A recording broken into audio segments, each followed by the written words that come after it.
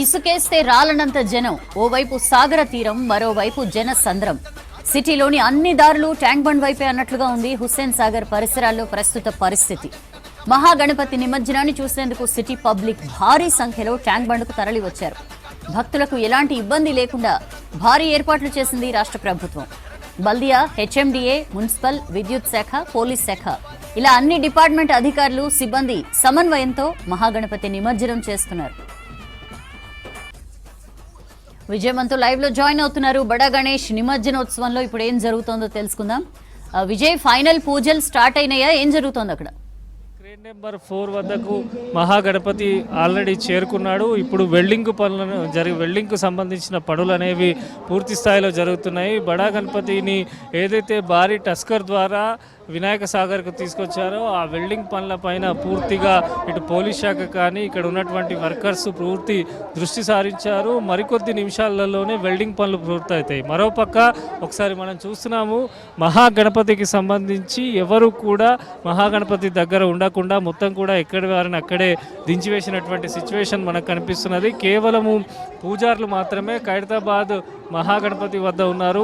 ఇప్పుడు హారతి కార్యక్రమము ప్రత్యేకంగా నిర్వహిస్తారు. ఎందుకంటే వినాయక చవితి నవరాత్రి వేడుకల్లో 10 రోజుల పాటు హారతి ఇచ్చి ఈరోజు నిమజ్జనం కనుక ఈ సంవత్సరం మహాగణపతికి చివరి హారతిగా ఈ హారతి కార్యక్రమాన్ని నిర్వహిస్తారు. ప్రతిరోజు రాత్రి 9 గంటలకు బడా గణపతి వద్ద మహాహారతి కార్యక్రమము ఎంతో వైభవంగా జరుగుతుంది. దాన్ని దృష్టిలో ఉంచుకొని ఈ హారతి కార్యక్రమాన్ని ఇప్పుడు నిర్వహించనున్నారు. వెల్డింగ్కు సంబంధించి మనం ఒకసారి చూస్తే ఆల్రెడీ వర్కర్స్ ఎక్కడక్కడ 4 వైపులా కూడా బడా గణపతికి సంబంధించి 4 వైపులా కూడా ఎక్కడికక్కడే పనులు ప్రారంభించారు. నిన్న అర్ధరాత్రి సంబంధించి కూడా ఆల్రెడీ సగం పనులు కూడా మండపంలోనే చేశారు. ఇప్పుడు కొంత ఏదైతే ఈ క్రేన్కు సంబంధించిన వైర్లు ఉంటాయో వాటి వెల్డింగ్కు సంబంధించి వాటి పనులే ఇప్పుడు మాత్రం చేస్తున్నారు. అది పూర్తయిన తర్వాత మరొకసారి బడా గణపతిని భక్తులకు సందర్శించి ఆ తర్వాత వినాయక సాగర్లో నిమజ్జనం చేస్తారు. ఆల్రెడీ పూజకు సంబంధించి కలశ పూజ, ఉత్తర పూజ అని దీన్ని అంటారు. ప్రత్యేకంగా ఈ పూజ కూడా ఎంతో విశిష్టంగా జరుగుతుంది. ఎందుకంటే గడిచిన 10 రోజుల పాటు ఎంతోమంది భక్తులు మహాగణపతి దగ్గరికి వస్తూ ఉంటారు.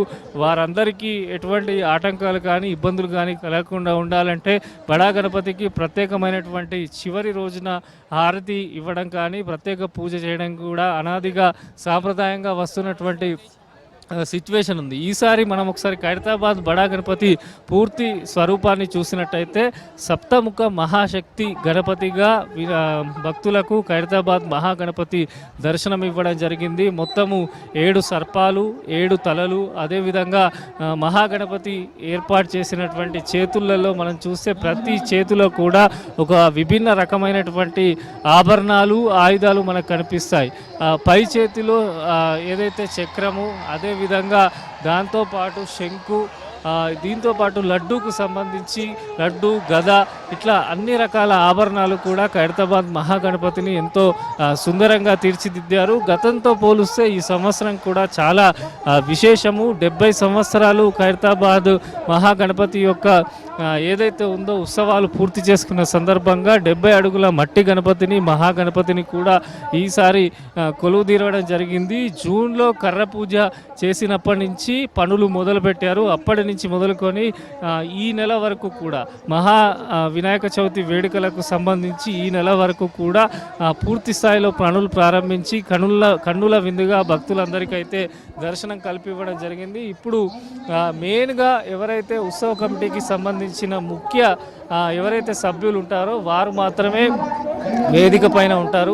మిగతా వారు ఎవరిని కూడా అక్కడ బడా గణపతి సంబంధించి ఏదైతే ఉందో అక్కడ ఎవరిని కూడా ఉండనివ్వరు. మొత్తంగా భారీ టస్కర్కు సంబంధించి టస్కర్ ద్వారానే ఖైరతాబాద్ మహాగణపతిని ఈ వినాయక సాగర్కి తీసుకురావడం జరిగింది. మొత్తము మహాగణపతి ఒకసారి విశేషాలు మనం చూస్తే 1954లో సింగరి శంకరయ్య అప్పట్లో ఆయన ఉన్నప్పుడు ఒక్క అడుగుతోని ఖైరతాబాద్ మహాగణపతిని స్థాపించడం జరిగింది, పెట్టడం జరిగింది. అప్పటి నుంచి మొదలుకొని 70 అడుగులు, ఈ సంవత్సరము 70 అడుగుల వరకు ఖైరతాబాద్ వినాయకుడిని కూడా తీర్చిదిద్దారు. మొత్తం శిల్పి రాజేంద్రన్ ప్రత్యేకమైనటువంటి కళాకారుడు.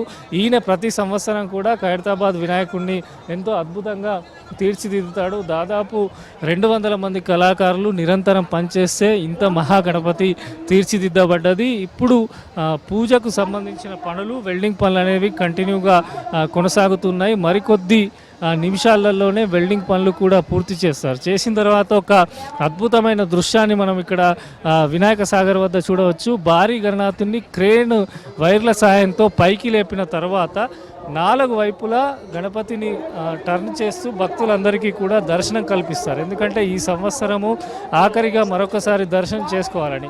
మొత్తంగా కూడా ఈ నిమజ్జనాన్ని చూసేందుకు ట్యాంక్ బండ్ పరిసర ప్రాంతాల్లో వేలాదిగా భక్తులైతే వచ్చి ఇక్కడ ఉండడం జరిగింది. వారందరినీ ప్రత్యేక బారికేడ్లు ఏర్పాటు చేసి ఎక్కడికక్కడ వారందరినీ నిలిపారు. ఒక్కసారి బడా గణపతి నిమజ్జనం పూర్తయిందంటే వారిని కంట్రోల్ చేయడం కూడా కొంత ఇబ్బంది కావడంతో పోలీసులు అయితే చాలా వరకు జాగ్రత్త తీసుకుంటున్నారు. ఇప్పుడే ఉత్సవ కమిటీకి సంబంధించినటువంటి ముఖ్య నేతలందరూ కూడా బడా గణపతి దగ్గరికి వెళ్ళడం జరిగింది. ముందుగా వారందరికీ ఈ నవరాత్రి వేడుకల్లో ఎంతో అద్భుతంగా ఖైరతాబాద్ వినాయకుని యొక్క ఉత్సవాలు జరిగాయి కనుక ఇప్పుడు ఉత్సవ కమిటీ సభ్యుల గోత్రాలతోని ప్రత్యేకమైనటువంటి పూజలు కూడా చేస్తారు. ఆ తర్వాత మరొకసారి హారతి ఉంటుంది. కలశం ఏదైతే నిన్న కదిలిచ్చారో ఆ కలశం నీళ్లను 4:30కి ఒక చాపర్ సర్వే కూడా ఉంటుంది. మూమెంట్ ఆఫ్ ఐడల్స్ ఎట్లా నడుస్తుంది. మా హెడ్ ఆఫీస్లో కూడా మీరు చూస్తున్నారు, ఒక కంట్రోల్ రూమ్ ఎస్టాబ్లిష్ చేసాము. ప్రతి జోన్కి ఎట్లా మూమెంట్ ఉంది, ఎట్లా ప్రొసీడ్ అవుతుంది, గణేష్ ఇమర్షన్ ఎట్లా ప్రొసీడ్ అవుతుంది మానిటర్ చేస్తున్నాం. ప్రతి సంవత్సరం కూడా ఒక విభిన్నమైనటువంటి పేరు పెడతారు. అంటే ఆ సంవత్సరంలో ఉండేటువంటి కష్టాలు కానీ, ఆ సంవత్సరంలో ఉండేటువంటి ప్రకృతి వైపరీత్యాల వల్ల ప్రజలు ఇబ్బంది పడుతున్నట్టయితే అవి తొలగేలా కూడా విఠల్ శర్మ చాలా సిద్ధాంతి. ఆయనే మహాగణపతికి ప్రతి సంవత్సరం కూడా ప్రత్యేకమైనటువంటి పేరు పెట్టడం జరుగుతుంది. ఈసారి సప్తముఖ మహాగణపతి, సప్తముఖ శక్తి మహాగణపతిగా ప్రత్యేకమైనటువంటి పేరు పెట్టారు. ముందర మనం చూస్తున్నాం బడా గణపతికి సంబంధించి రాహుకేతు విగ్రహాలు, అయోధ్యలో రామ్లల్లా విగ్రహం ప్రతిష్టాపన ఈ సంవత్సరం జరిగింది కనుక బాలరాముడి విగ్రహం కూడా భక్తులందరినీ ఎంతగానో ఆకట్టుకుంటుంది. మొత్తంగా కూడా ఆల్రెడీ ఖైరతాబాద్ మహాగణపతి పక్కన కుడివైపున ఎడమవైపున పెట్టినటువంటి విగ్రహాలకు సంబంధించి వాటిని ఎప్పుడో నిమజ్జనం చేయడం జరిగింది. కుడి పక్కన వెంకటేశ్వర స్వామి శ్రీనివాస కళ్యాణంకు సంబంధించి, అదేవిధంగా ఎడమవైపున శివపార్వతులకు సంబంధించిన విగ్రహాలను ఆల్రెడీ క్రేన్ నెంబర్ 5 ద్వారా నిమజ్జనం చేశారు. మరోపక్క పూజా క్రతువు మొత్తం కూడా ప్రారంభమైంది. ఒక అరగంటలో పూజ మొత్తం ముగుస్తుంది. ముగిసిన తర్వాత వెల్డింగ్ పనులు కూడా ముగుస్తాయి. మహాగణపతి యొక్క నిమజ్జన కార్యక్రమం పూర్తవుతుంది. అయితే భారీ గణనాథునికి చిన్న పూలమాల సమర్పించాలన్నా ఎంతో కొన్ని రోజులు కష్టపడి భక్తులందరూ తయారు చేస్తూ ఉంటారు. ఎందుకంటే 70 అడుగుల మహాగణపతి కనుక పూలమాల సమర్పించాలనుకున్నా కూడా భక్తులు కొన్ని రోజుల ముందే ఆర్డర్స్ ఇచ్చి ఖైరతాబాద్ వినాయకునికి సమర్పించుకోవడం జరుగుతుంది. ఒక పక్క పూజా క్రతువు జరుగుతున్నప్పుడు మరోపక్క వెనుక సైడ్ ఇప్పుడు ప్రస్తుతం వెల్డింగ్కు సంబంధించిన పనులు జరుగుతున్నాయి. వెనుక మొత్తం కూడా వెల్డింగ్ పనులు పూర్తి చేస్తున్నారు. మహాగణపతి దర్శనానికి వచ్చేటువంటి భక్తులకు ఎటువంటి ఇబ్బందులు కలగకుండా కూడా అన్ని జాగ్రత్తలు ఈసారి తీసుకున్నారు. దాదాపు 30 నుంచి 35 లక్షల మంది భక్తులు ఖైరతాబాద్ మహాగణపతిని దర్శించుకోవడం జరిగింది. 70 అడుగుల మహాగణపతి కనుక దేశంలోనే అతిపెద్ద వినాయకుడిగా ఖైరతాబాద్ మహాగణపతి పేరొందాడు. మనం చూస్తాం మహారాష్ట్రలో ముంబైలో లాల్బాగ్చా రాజా, ఆ తర్వాత దానికి మళ్ళీ ఖైరతాబాద్ మహాగణపతుడు. ఈ 2 వినాయకులు దేశంలో ఎంతో ఫేమస్. ఖైరతాబాద్ వినాయకుడిని ఈసారి చాలా వరకు వివిధ రాష్ట్రాలకు సంబంధించినటువంటి భక్తులు పెద్ద ఎత్తున తరలి వచ్చి దర్శించుకోవడం జరిగింది.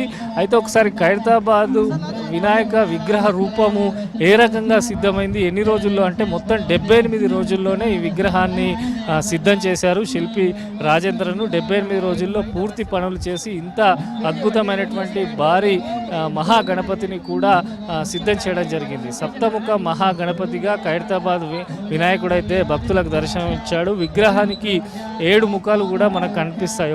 ఒకవైపు త్రిమూర్తులైనటువంటి బ్రహ్మ, విష్ణు, మహేశ్వరులు దర్శనమిస్తారు. మరోవైపు మనం చూస్తే సరస్వతి, మహాలక్ష్మి, పార్వతి, మళ్ళా మధ్యన గణపతిని కూడా తీర్చిదిద్దారు. అంటే ఎంతో అద్భుతమైనటువంటి ఆకారంలో భారీ గణనాథుని తీర్చిదిద్దడం జరిగింది. మొత్తంగా కూడా ఖైరతాబాద్ వినాయకునికి సంబంధించి మింట్ కాంపౌండ్, నక్లెస్ రోడ్ కానీ, ఇటు ఎన్టీఆర్ గార్డెన్ కానీ, అదేవిధంగా సెక్రటరియట్కి సంబంధించి, ఇటు తెలుగు తల్లి ఫ్లైఓవర్ సంబంధించి అనేక ప్రసాద్ ఐమాక్స్ సంబంధించి అనేక మంది భక్తులైతే దర్శనం చేసుకోవడం జరిగింది. ఎందుకంటే వినాయక చవితి వేడుకలంటే కూడా ప్రతి ఒక్కరికి కూడా మహాగణపతి, ఖైరతాబాద్ బడా గణపతి గుర్తు వస్తాడు కనుక ఆ రకంగా భక్తులకు ఈసారి దర్శనం ఇచ్చారు. మట్టి గణపతి, ఎందుకంటే మట్టి వినాయకుడిని పూజించాలని చెప్పి పదే చెప్తుండటంతో మహాగణపతి మట్టి గణపతిని 70 అడుగుల రూపంలో తీర్చిదిద్దడం జరిగింది. ప్రజెంట్ అయితే పూజను వేద పండితులు అయితే చేస్తున్నారు. ఇటు వేద ఆశీర్వచనము, ఉత్తర పూజ, కలశ పూజ అనేవి కంటిన్యూగా జరుగుతూనే ఉన్నాయి. మరికొద్ది నిమిషాల్లో ఈ పూజా కార్యక్రమాలన్నీ పూర్తయిన తర్వాత వినాయక సాగర్ గంగమోడిలోకి గణనాథుడైతే చేరనున్నాడు. ఒక్కసారి బడా గణపతి నిమజ్జనం పూర్తయిందంటే ట్యాంక్ బండ్ పరిసర ప్రాంతాల్లో ఇప్పటికే దాదాపు 100 గణపతులు కూడా ట్యాంక్ బండ్ పరిసర ప్రాంతాల్లో నిమజ్జనానికి సిద్ధంగా ఉన్నాయి. వాటన్నిటినీ కూడా ఒక్కసారి బడా గణపతి నిమజ్జనం పూర్తయిన వెంటనే ఇక్కడ క్రౌడ్ను క్లియర్ చేసి వాటన్నిటినీ కూడా ఈ వినాయక సాగర్లో నిమజ్జనం చేసేలా ఏర్పాట్లు చేస్తున్నారు. కేవలం ఉత్సవ కమిటీ సభ్యులు అయితే ఇప్పుడు ప్రస్తుతము పైన ఉండడం జరిగింది. వేద పండితులు, ఉత్సవ కమిటీ సభ్యులు ప్రత్యేక పూజలు కొనసాగిస్తున్నారు. కింద పోలీస్ శాఖ బారిగేట్స్, ప్రత్యేకమైనటువంటి రోపులను ఏర్పాటు చేసి ఎక్కడెక్కడ భక్తులను తరలిస్తున్నటువంటి సిచ్యువేషన్ ఉంది. ఎందుకంటే ఇంత అంగరంగ వైభవంగా మహాగణపతి యొక్క శోభాయాత్ర జరిగింది కనుక ఇది చివరి ఘట్టం కనుక ఎటువంటి అవాంఛనీయ సంఘటనలు కానీ ఎటువంటి ఇబ్బందులు కలగకుండా ముందస్తుగా అన్ని రకాల జాగ్రత్తలు తీసుకున్నారు. స్వయంగా ప్రతి ఒక్క ఉన్నతాధికారి కూడా ఈ నిమజ్జన ఏర్పాట్లను పరిశీలివ్వడం జరుగుతున్నది. ఇప్పుడు ప్రజెంట్ అయితే మహాగణపతికి సంబంధించి ఉత్తర పూజ, వేద ఆశీర్వచనం, ఉత్సవ కమిటీ సభ్యులకు వేద ఆశీర్వచనం చేస్తున్నారు. ఈ పూజ అయిన తర్వాత వారు మరొకసారి భారీ గణనాయకునికి మంగళ హారతి కార్యక్రమం నిర్వహించనున్నారు. స్థానికంగా ఉండేవారు కూడా వారి మొక్కులు, ఉత్సవ కమిటీ సభ్యులు కూడా మొక్కులు తీర్చుకునే విధంగా మంగళహారతి కార్యక్రమం నిర్వహిస్తారు.